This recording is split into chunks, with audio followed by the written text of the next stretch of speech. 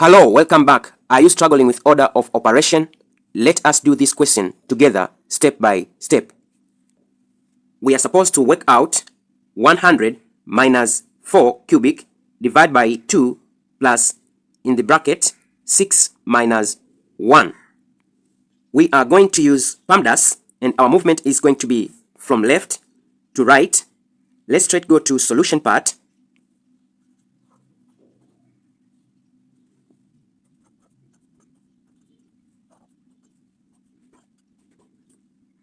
With PEMDAS, we start with parentheses, then exponents, after that multiplication or division, and we finish with addition or subtraction.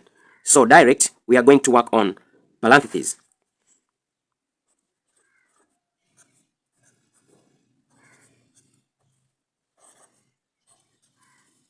Six minus 1, we got 5.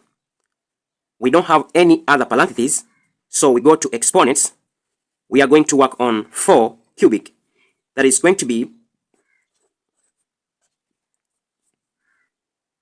4 cubic is equal to 64.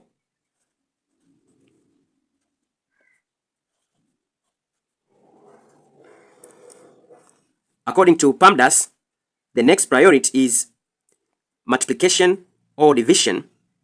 So we are going to work on 64 divided by 2. That is 100. Take away 64 divided by 2.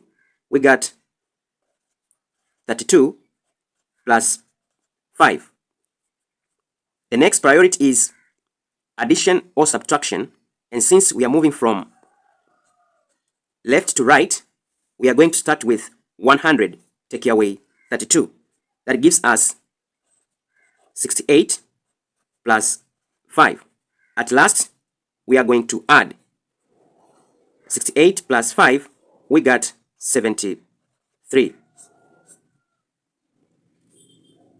I hope you understand this question. For more questions on order of operation, you can check my playlist over here. Don't forget to subscribe, share, and comment so as more people they can get benefit from these videos. See you next time. Bye.